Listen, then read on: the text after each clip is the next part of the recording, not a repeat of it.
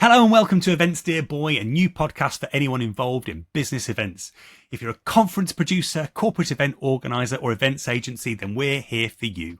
We want to share the highs and the lows, the best practices and the horror stories. You can expect ideas and inspiration and maybe some laughs too. If you've been watching along from the start of the series, you'll know that there's somebody missing today. We couldn't quite schedule it so that we could get Katharine as well as our guest. But sorely missed as she is, we shall crack on. Oh, and by the way, if you're a speaker at these events too, then we're also here for you. We'll be talking about how you do it, what makes speakers nervous, and how it feels when it all goes well or terribly. My name's Tom Cheesewright. I'm the founder of Pomona Partners, the talent agency. And today I'm delighted to say that we are joined by our guest, Joe Gilliver. Welcome to the podcast, Joe. Thank you very much. It's lovely to be here. So listen, start off, tell me a bit about you, about your business and about your role. Brilliant. Yeah, so I'm the founder and executive producer of the Chameleon Agency. I actually started it June 2nd, 2020, so in the middle of lockdown. Whether that was a good idea or not. But it's been working out so far. So my role is never the same day to day as a younger agency and one that's growing and winning clients quite rapidly. I have to oversee certain projects that I sort of like to be involved in or that need sort of my level of senior sort of touch and strategy, as well as running the business day to day as well. So, but thankfully I've got, surrounded by a good team of people that's continually growing really. So yeah, we're evolving as quite rapidly at the minute.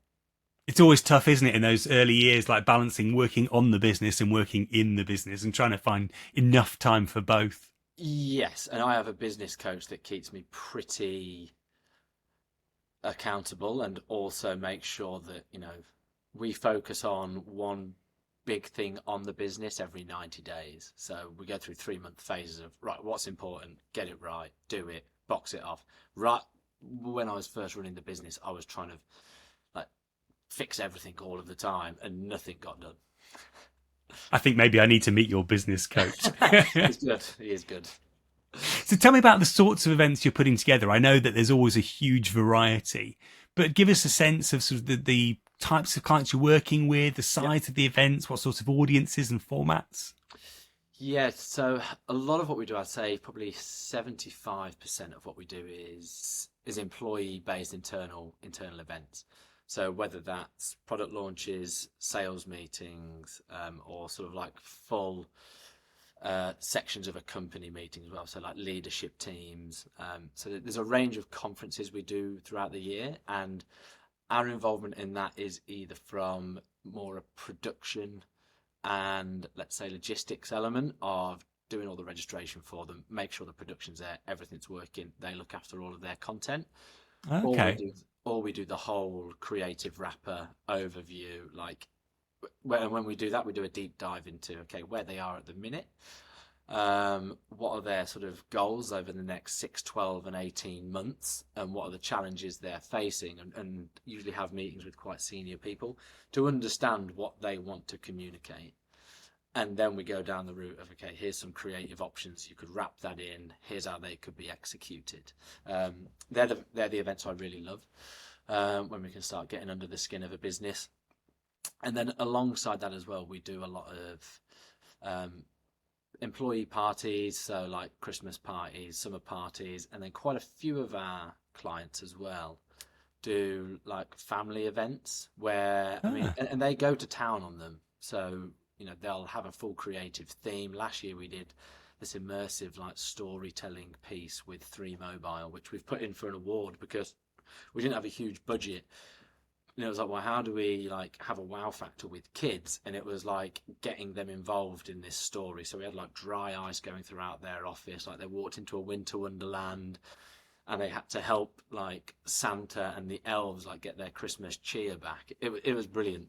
So that was very creatively driven, and one of our creative producers really pulled that off really well. So it is wide ranged as well. No 2 days are the same, which is great. It sounds like really good fun. I think the crossover you have with my when I'm wearing my futurist hat and the consulting piece, one of the bits I really enjoy is that deep dive, Yeah. like really getting to know a company. And what I've found over time is it doesn't matter what sector they're in. There's always some really like fascinating stuff to uncover, like once you really get into it. Yeah, yeah, absolutely. Yeah, and that's what I really enjoy getting into as well. And we've done that for quite a bit. Teams from like 100 up to like 600 plus, which is great. So yeah, the past year especially has been an absolute whirlwind, but a brilliant whirlwind at the same time. Yeah, just a good excuse to indulge your curiosity. Yeah. Are there bits of the job, and there must be as a founder where you're having to do everything? Are there bits of the job that you just don't like, bits that you sort of put off? Anything usually to do with logistics and registration. Okay. Not my favourite bits at all, but we have logistic directors and logistics managers to help with those things.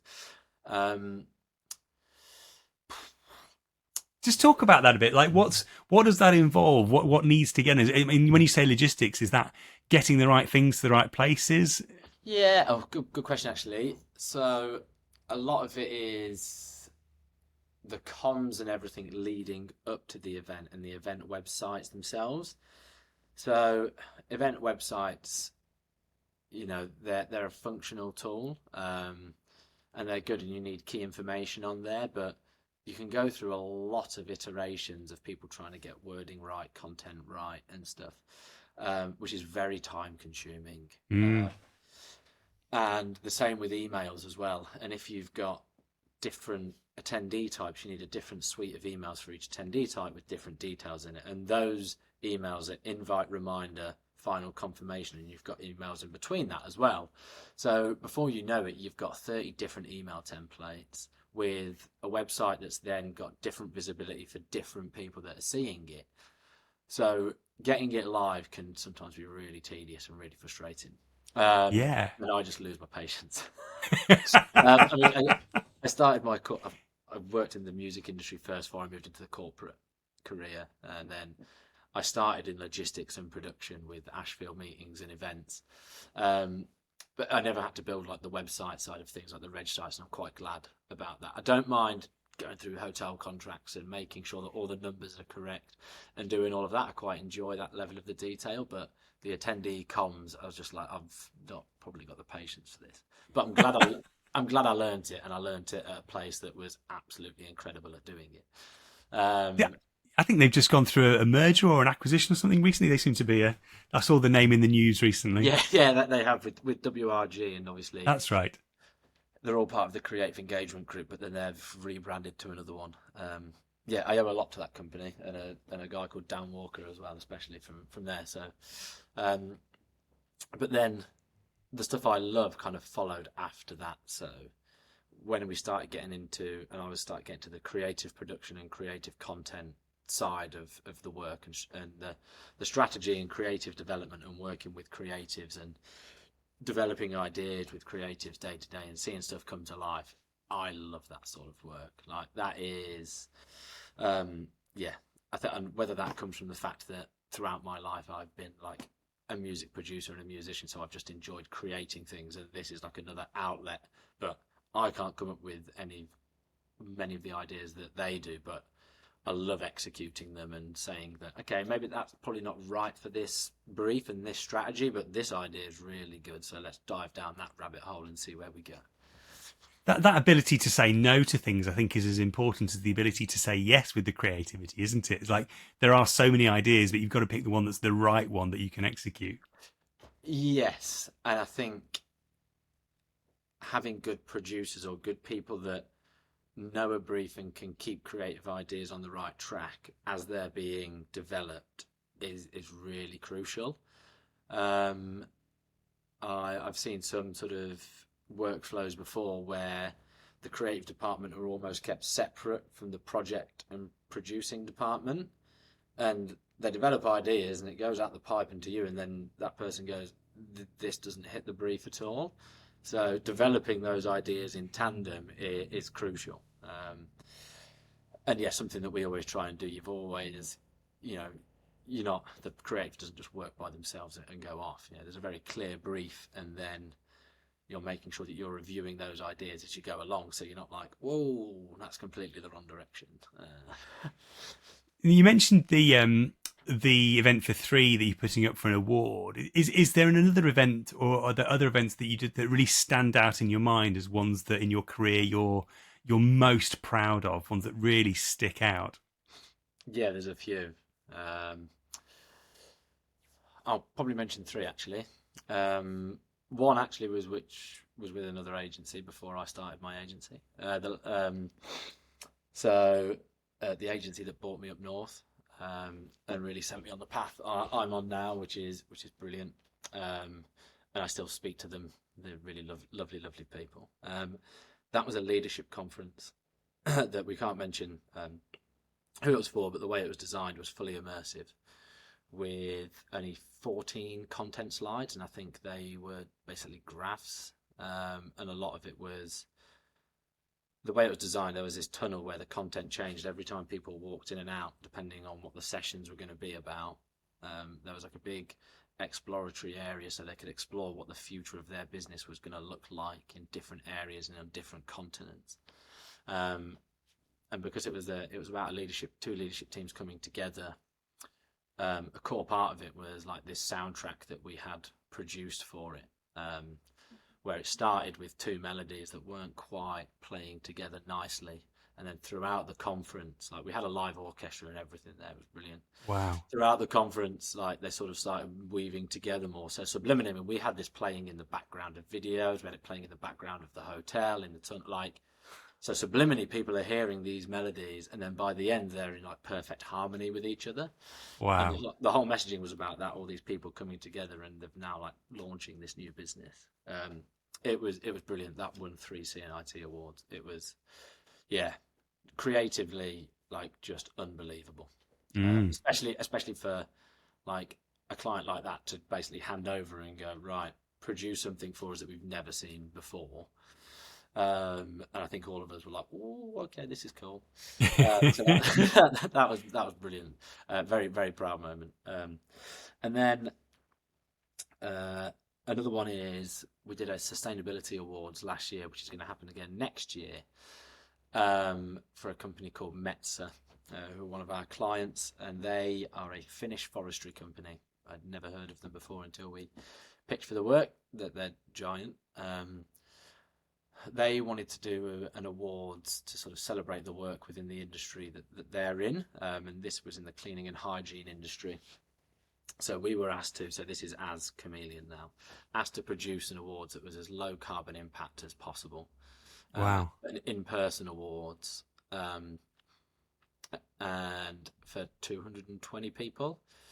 So we went through a good few iterations of ideas of what we did, and we ended up doing the event at the same time as what's called the cleaning show at the XL in London, and that meant that like pretty much everyone that was going to attend our awards was already in London, so massively reduces travel already. Which shows the location that was pretty near to where the cleaning show was, which was the Cutty Sark. But it was the level of detail that the team went through to find out. Again, we've put this in for an award because the level of detail the team went into to find out all the carbon measurements. So we worked with a company called Event Decision to measure the pre-event and post-event and see where we could bring everything down. And we ended up reducing from 40 tons of carbon down to 10 tons of carbon. Wow. And then that was offset. And there's a certification mark called Planet Mark. So they're like an industry leader in sustainability certification, and they certified it like a carbon neutral event, which was brilliant. But everything from finding out where the venue took their power from, so we could measure like the power that we're pulling and how much we're actually pulling, how many miles everyone was doing, how many miles like all the food did, telling leaders from this company that if you really want to keep this low, because they wanted to fly loads of people over from Finland, and our client who's in the UK sort of said to them, if you want to do this and we do it like because we want to do the right thing, not all of you can come. It's like, who are the most important couple of people that have to jump on a plane? because that's the biggest impact on any event. Yeah. So yeah, it was minute detail of like all of this information, which we then gave back to Event Decision, and they gave us like the final report. Amazing. Yeah, that was very cool, and it was just a beautiful, like really nice, proper 5-star evening, which everyone loved, and it got shouted about in their industry quite a lot, which is cool. And then one final one would be the Trafford Centre 25th anniversary last September. So it was, the 25th birthday of the Trafford Centre. They wanted to do this show that sort of shouted about the history of the Trafford Centre and sort of Manchester in general, but also gave an overview of, okay, let's look at what's happened over the past 25 years. So we came up with a creative concept that sort of divided that 25 years down into different decades, got as much content from them as we could, going back to archive footage of like it being built, and then told a story of what was happening with the Trafford Centre, but alongside what was happening in Manchester and like wider culture as well. And each section was divided down into a different decade. So we had different styles and different creative directions. And so we designed like the full show, all of the content that happened with it. And then, like 8,000 people turned up to watch it. It was Wow. great for them to watch that one, all for an hour long show it was as well. Incredible. That was very cool. The different creatives on that were wicked. I loved it. What about the opposite end of the scale? Have there been any event disasters or narrowly avoided disasters? There was one when last minute it was a virtual broadcast during lockdown, and last minute the location had to change, which meant that the ports of the internet couldn't be tested before we went live, and we were promised that IT had checked the ports correctly and everything was fine, and at first we couldn't send a signal out, and then the client wanted to use Microsoft Teams breakouts function, and I told them, I said, I really, really, really advise against it because it's really crap. Like, it just doesn't work. Like, it's not. Zoom works. Teams, you go into breakouts and anything can happen. And we were pushed really heavily to use it, and I was like, okay, I think it's probably going to go wrong, and it went wrong. I felt sick that day. I'm not surprised. And especially when you've tried to do everything to control it. But these things happen. You prepare for the worst, and sometimes the worst just happens. And the whole internet situation, like, in hindsight, maybe we should have said, this event doesn't, you need to change the date so we can retest everything again. But it's hard to change the date of an event when you've got so many people coming, online, and also like senior leaders. Yeah, painful. It's funny. It always seems to be two things happen. One is that I find we get the most technology issues when I'm working with technology companies. And two is whenever we talk about technology issues on here, the person speaking's video freezes. So if my face looks slightly odd in this video when it comes out, it's because you froze just as you were talking about that. Oh, brilliant. What about speakers? Like the sorts of events you do, I don't imagine speakers play necessarily an enormous role, but is a favourite speaker you've seen either at somebody else's event or your own events to date? Somebody who really stands out? Oh, man. I love a good speaker, and I think they can add a lot of value when the event's designed in the right way and kind of around some of their core themes. We sort of advocate using them where possible, especially if we've done some like creative theming around it and to change people's mindsets, to help them get thinking differently. There's one speaker I saw recently at an event, actually two. A guy called Donald Miller, who wrote a book called Story Brand, and he's got an agency. He's a marketing person. The way he distilled how to get your story across as a business and how important it was just brilliant. Like, so crystal clear, and so like, this is what's going to make like work with being able to communicate. And then another guy called Jamil Qureshi, who Oh is yeah, I know Jamil. absolutely lovely bloke, funny, and again just took so much value out of. He breaks down how we sort of work as humans and how we're influenced and how we make decisions and how we feel so well that I just think I just took so much from that presentation. He's like, this is how your brain works. He's like, don't look anywhere else. This is scientific. He's like, what we think influences what we feel influences how we act. He's like, there's no other way. This is how it works.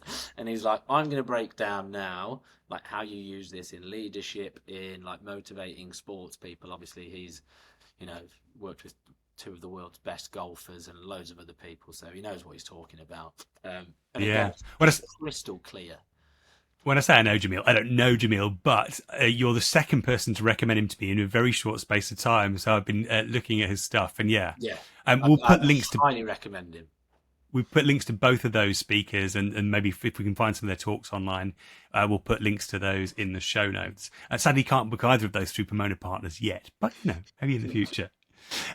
When speakers are coming to do stuff at your events, what tips would you give them to make sure that they really deliver if you're organising? What do you want them to do when they rock up? I think relaxed and personable with the client is important. A pre-briefing call so they can tailor things is crucial. We would usually distill like our briefing document into a speaker briefing document that gives them like context of this is where their business is at, this is why this event is happening, this is what they want to get out of it, here's the key objectives, this is your role within this. Here's what we want to be able to get out of your talk. And we find that one pager gives them so much insight, and then we jump on a half an hour call with some senior leaders from the client just to build a bit of rapport, and that works really well. And then we've had some speakers that have been willing to like hang around at coffee breaks and lunch so people can ask questions and do that, and I just think that's a really nice touch. Because I've also worked with speakers that are out the back door as soon as they're off stage, and I just find it a bit rude.